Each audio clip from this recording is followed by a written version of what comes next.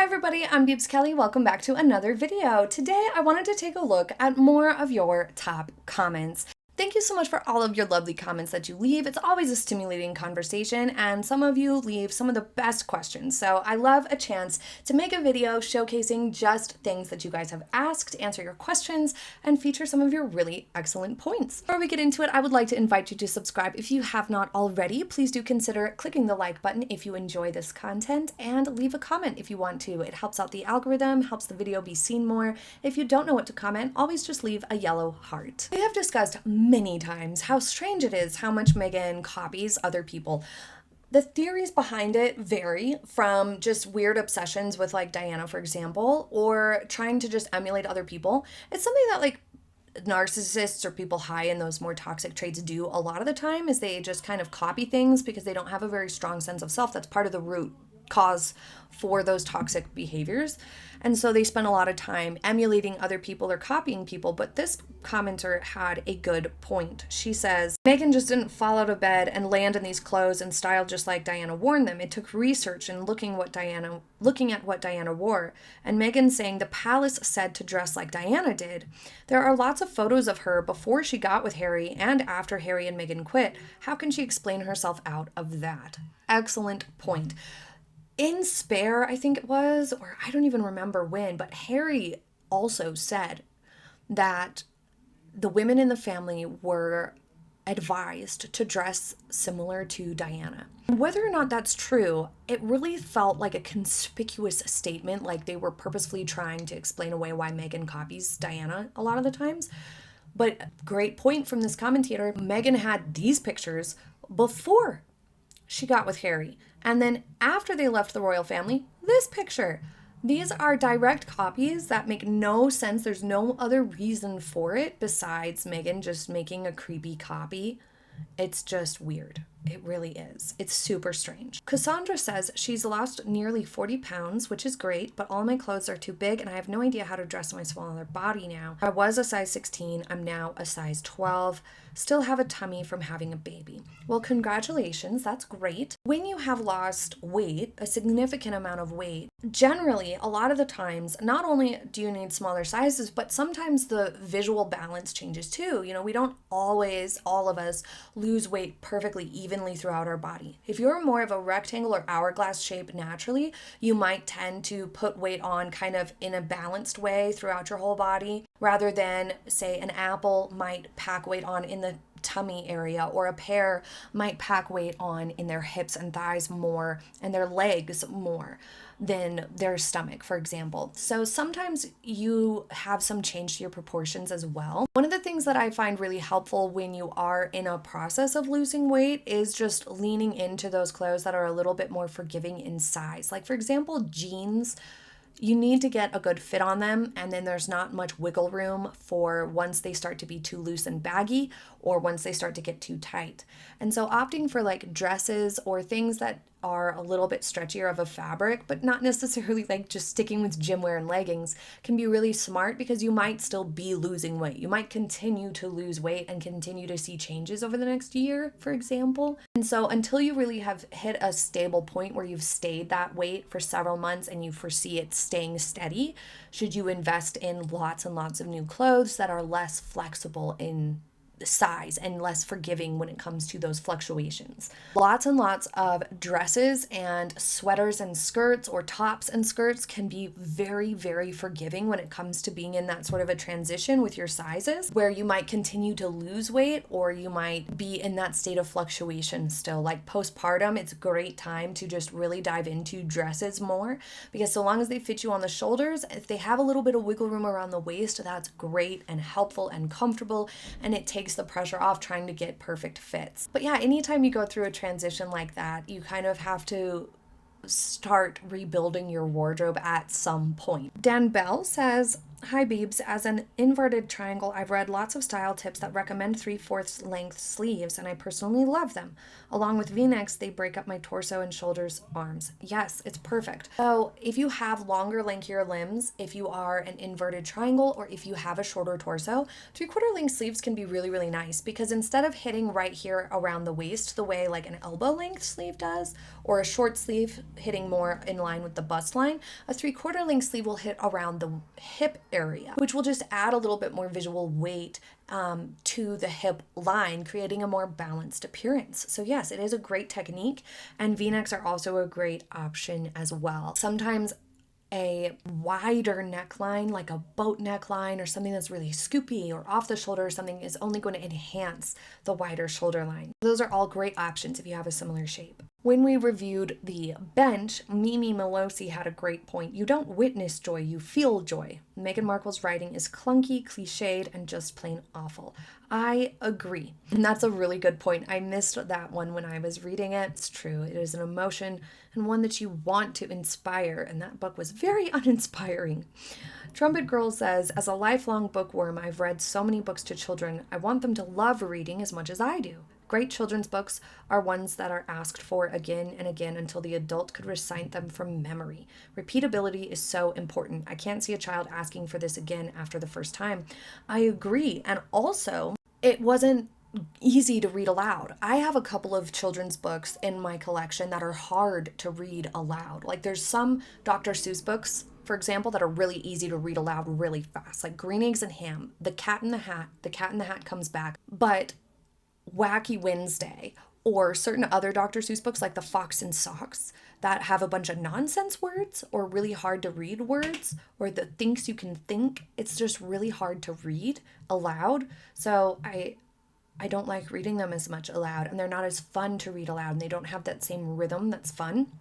Some of my favorite children's books are The Eucalyptus Tree. One Day in the Eucalyptus Tree is really, really good. Or a recent favorite is That Is Not a Good Idea by Mo Willems. It has a big twist at the end that my kids absolutely love and think is hilarious. It is a really good children's book. I will link those two in the description box or in the products page because those are really good children's books and ones that are fun to read over and over and over. And the Meg's book is just blech. Nobody's going to want to read that over and over. Craft Whimsy says, I think a lot of the cringe would have dissipated had she not been so pushy and touchy. Like Meg physically pulling him is so bad. When Will and Kate first got married at least a few times, he was caught trying to try to be gentlemanly and let her go first, and sometimes it was fine, but sometimes he had to quickly catch her from almost walking in front of the Queen, or King Charles now, but back then Prince Charles.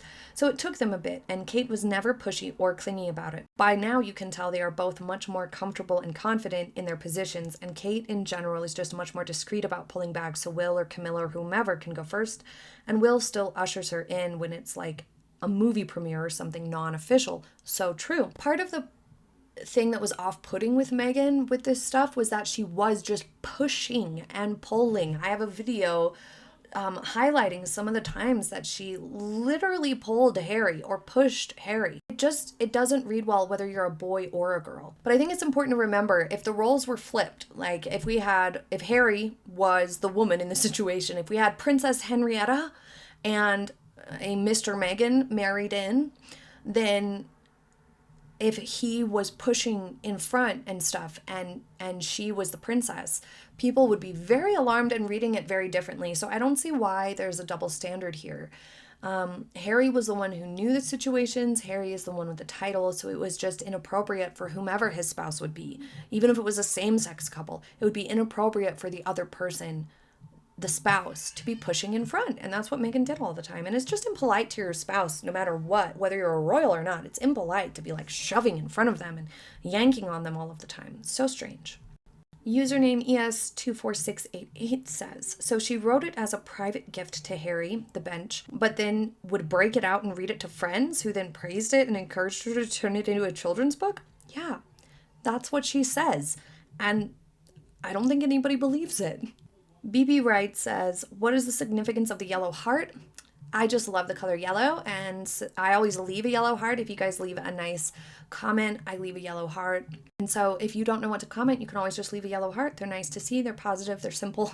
Comments just in general help the algorithms. A lot of you noticed, including this username, Sally Watton, noticed that the book is really big, and we're laughing at how big it was with me, for me to hold. It's true. Holding that size of a book with a wiggly little one, no, definitely not. And I agree. It doesn't fit nicely on a bookshelf either. You have to lay it sideways, or you have to have extra tall bookshelves for it. It's bigger than most children's books, and it left a lot of empty space in the pages. So they didn't think about it in terms of actually reading it aloud to kids, because having books that big is kind of hard. I like a smaller sized kids book for sure.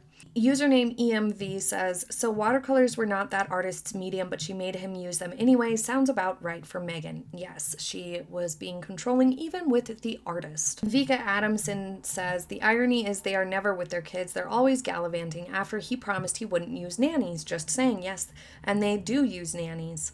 So, as we always say, Harry and Meghan are nothing if not inconsistent.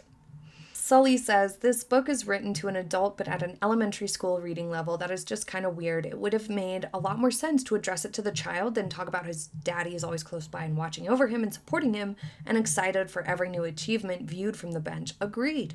It doesn't make sense to write it to the adult and then read it to the kids. That doesn't make sense. Polo Pony asked, I don't get the question about knowing the story as opposed to the illustrations is inclusive before buying the book. Most good short children's books of this type are typically about generic human situations, father and son love in this case. Shouldn't it go without saying that that is going to be inclusive? I don't think so, because father-son relationship just on its own, I think is too broad to just be like, well, that's inclusive. Some people point out not everybody has a dad present in life. That's fine. Critique of it, but I think it's more that the way Meghan phrased it, it was like, no, this is so inclusive, it needs to be published. There's nothing in the words that's inclusive at all. The words are just basic. So I think that's where that point comes across, that the words don't have anything directly inclusive. They don't even really focus on the relationship of the dad and son much at all. The dad is a passive person in the story. So I that's where people were coming from, that the illustrations are inclusive, but the words themselves are not. Caroline says, how is the poem inclusive in any way? It's about a dad and his son. Not all sons have a dad. Some dads only have daughters, like my husband, so already our family is excluded. I'm fine with it being just about a father-son relationship, but it can't claim to be inclusive just from the words. Oh, good question here. Why hasn't she written a book for their daughter yet? Makes you wonder why she would treat her own daughter as the spare. Oh, the irony. Yes, well, they apparently still have to write a few more books for the contract that they signed, so maybe we'll get one for Lily someday. Maria says, fathers and benches are a contradiction in terms. In my childhood, benches were made for grandparents, the always chatting aunties or other adults, except of the fathers. They had to teach us cycling, playing football, using carpentry tools, and so on and so on. So the fathers were not the ones on the benches. I think that's a good point too. On the Oprah Interview Series, this commentator says, even Harry called his wife out in his book, saying William came to see him about his wife's behavior towards staff and Catherine. If it didn't happen, why would William go and see him? Good point. All the contradictions from the Sussexes end up just outing them as lying and manipulating what actually happened all of the time.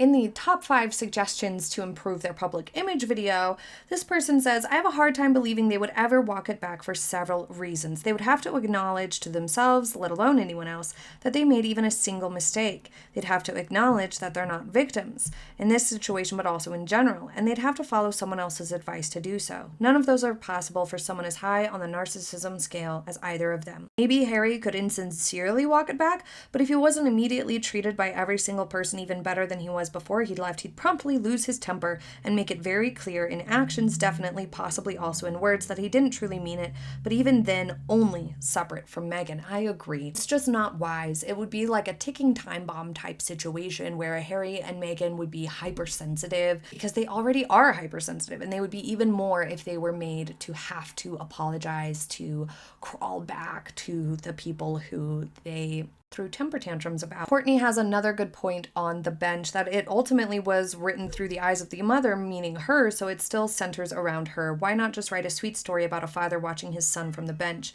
She can still write what she observes without her voice behind it. Meg always claims friends do and tell her all sorts of things, which, even if true, are the most busybody friends ever. Friends said it should be a book. Friends went to people to defend her. She doesn't look at social media, but friends were telling her the palace was not protecting her. Friends said they should record private videos. Friends said they should sign with Netflix. Yes, it's clear that Meghan just pushes responsibility off for her choices onto these faceless, nameless friends that aren't actually really there. That's not how it's actually happening. I think people would respect her a lot more if she would just own that these are her choices and her ideas. Well, they might not respect it, but at least we know that she's making these choices. But part of her probably knows that it's a bad idea, or she's trying to protect her ego from the rejections that will surface by saying it was a friend who suggested it, instead of just owning it. Just own it. It was your idea. Just own it. Donna asks, they had a large staff, especially PR staff, when they were with the royals. Why didn't someone write their speeches for them? They tried. And there was actually news at the time that Meghan and Harry demanded to write their own speeches, or Meghan demanded to write their own speeches, and would not accept the speech writing from the staff.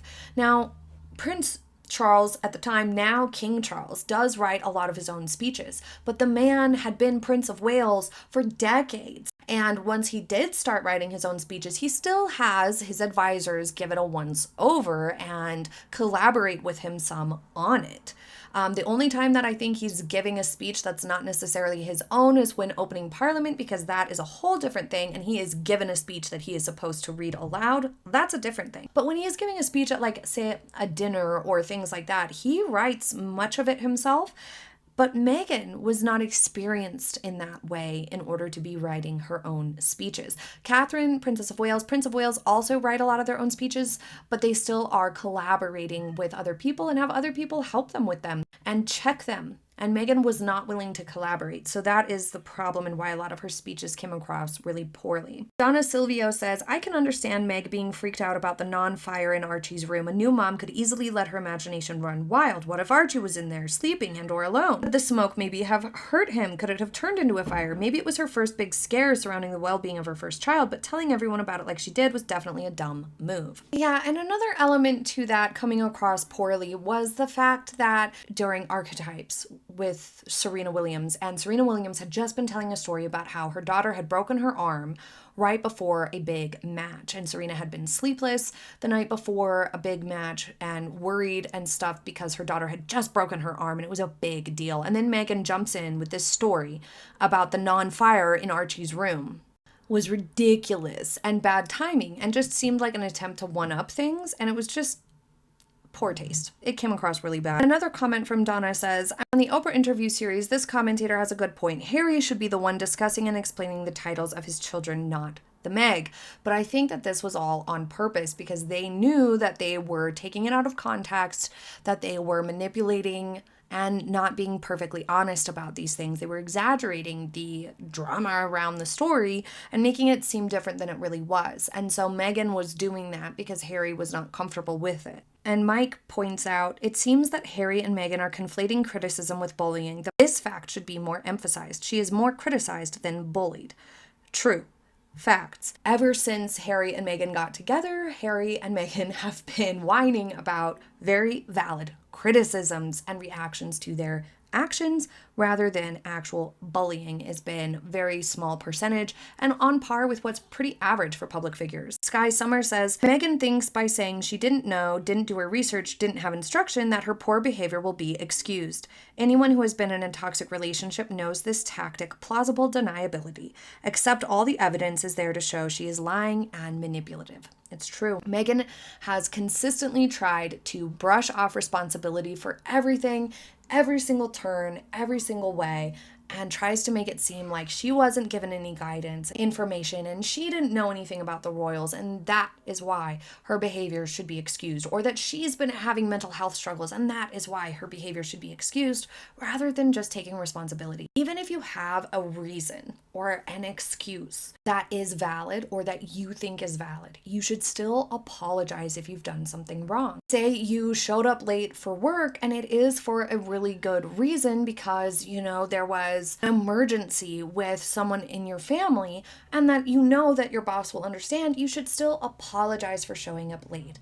In Meghan and Harry's situation, even if they're claiming that the mental health struggles that they had were so overwhelming that it clouded their judgment that they made these mistakes or were very difficult, or that's the reason why they went and did Oprah, or whatever it is that they're trying to claim, they should still apologize for the mistakes that they made. They should still apologize for what they did that was wrong and hurt other people, even if they think they have good reasons for it. Luna Zane says, subliminally, we expect executives and leaders, especially women, to get the basics right. If you don't, we start to doubt your abilities and intelligence. It's not fair to judge people by their clothing, jewelry, or personal choices, but it's a reality of what happens. Hillary Clinton found this out the hard way and had to hire style advisors just to get people to stop focusing on her wrinkled, ugly pantsuits and listen to what she was saying. The fact Meghan Markle doesn't do this, even after people have come out and repeatedly commented about it being a problem, shows she's incapable of listening and improving, so people write her off and turn their backs on her. Listening, along with showing you hear and will try, are important traits for public life. The Sussexes have shown they're more interested in themselves and finding ways to con the public into liking them rather than what the public cares about. No, they'll never apologize because in their reality, they're innocent victims, and everything they did was for their idea of the greater good. They have justified every action so thoroughly in their minds they can't see any fault. I agree completely. That was well said. In the Oprah interview, Erin says, I think that what Meghan is calling protection is to be protected from any kind of negative publicity, as if the royal family really had that kind of power. Her late majesty's theory on dealing with it would be to simply not take notice and never stoop to defending oneself. Of course, Meghan cannot conceive such a thing. That would involve class. Meghan harped on and on about protection so endlessly in the Oprah interview that it really started to not make sense. At that point, even Oprah was like, what was the protection that you were trying to get that you felt you didn't receive? Like, there just wasn't a very clear, concise answer, which makes it all the more clear that it was just about the press coverage and them being butthurt that the press wasn't the way they wanted it to be. Cindy says, I'm a little confused on square necklines. If it makes a tall, thin person look larger, wouldn't it do the same for a curvy-figured person? So square necklines can do a couple of things. They can expose more of this area, so they can make that area seem wider at times. It kind of depends how square it is and what the sort of general shape is. And you can typically find a square neckline that's compatible with you and flatters you no matter what shape you are. But square necklines are very flattering on curvier people because they give a little contrast to those curves. Scoop necklines are very flattering on straighter figured people or people who don't have a lot of a chest, a lot of a bust, because they give a little contrast to that. They serve to provide a little bit of softness, a little bit of curve to this area that they don't otherwise have. So it's complementary. It serves as a little bit of a balancing visual effect. Whereas if you're curvier or you're bustier, a square neckline brings a little bit of structure to that area and can be very flattering in that way. So it's not necessarily that square necklines are always going to be widening, because that really depends on how wide it is and how low it is, but rather if a square neckline is most flattering, it has to do with how angular your body type is on its own. And if you are a very angular body type and you're not particularly curvy, then a scoop neckline might be more flattering. Of course, that's not going to be like every single time 100% foolproof rule. There's no true rules to fashion, but there is a theory. Kelley says, I would like to see the return of opera gloves. Bare arms with so much dress makes these women seem self-conscious of their naked arms, or am I still in love with the 1950s from whence I came? I do think opera gloves are a really nice complement, especially with certain styles of dresses, and they can offer a nice focal point and a nice flow. I think they're a great accessory that should come back and be used more and more, and they are a great alternative to a handbag on the red carpet in terms of an accessory. If you want to add a little something to an outfit, the fashion industry is ready to bring back because it's been a long time and you know how things go in patterns. Jane asks, can you explain how these outfits are chosen? Do actors pick out their own clothes, or are they approached by designers? Do they have much say in the final design for red carpet events? Usually, if you have a stylist, they bring a a rack with a few choices, and you can try them on, you can talk about the vibes, and you can pick from these choices if you have a stylist.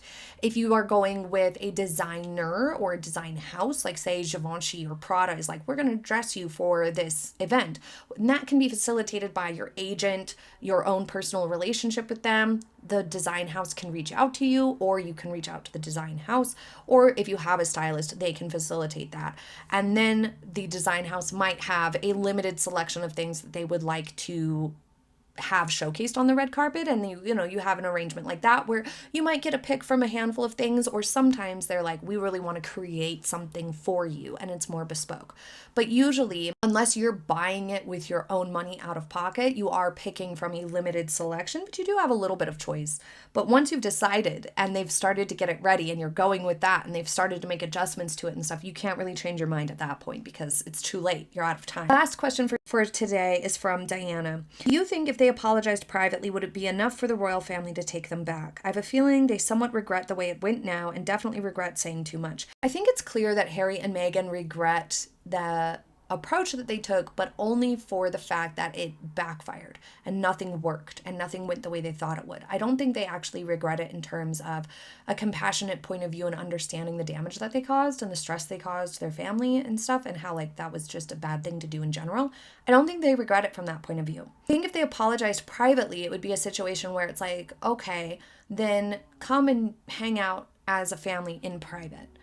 But no, I don't think that they would have a way back to working royal status or joining any public events alongside the royal family if it were just a private apology. I think that it's clear the public appetite for Harry and Meghan is very, very low, and that people would understand, especially for King Charles, to bring Harry, and if he wants to bring Meghan and the kids along for, private family dinners, private family events like Christmases or things like that, other holidays, out of public view, I think people would be understanding to that for sure, even if Meghan were involved. With an apology behind the scenes, I think would be necessary, especially for William, and would be the right thing to do and the nice thing to do for King Charles, for William, for Catherine, for all of them. But I don't see any sort of public-facing situation going down smoothly at all. But what do you think? I will be putting out a follow-up to the Oprah Interview Series, and I'm starting to work on a series covering Harry and Meghan's Netflix disaster as well for you guys, because there was a huge demand for it in the Oprah Interview Series, so I will be doing that as well. Thank you so much for joining me for today's video. Be sure you're subscribed so you do not miss our Q&A on the Oprah interview coming up in an upcoming video, hopefully soon. I haven't organized it yet, but I'm going to get on it next. Thank you guys. I hope you have a happy day ahead, and I will see you next time. Bye.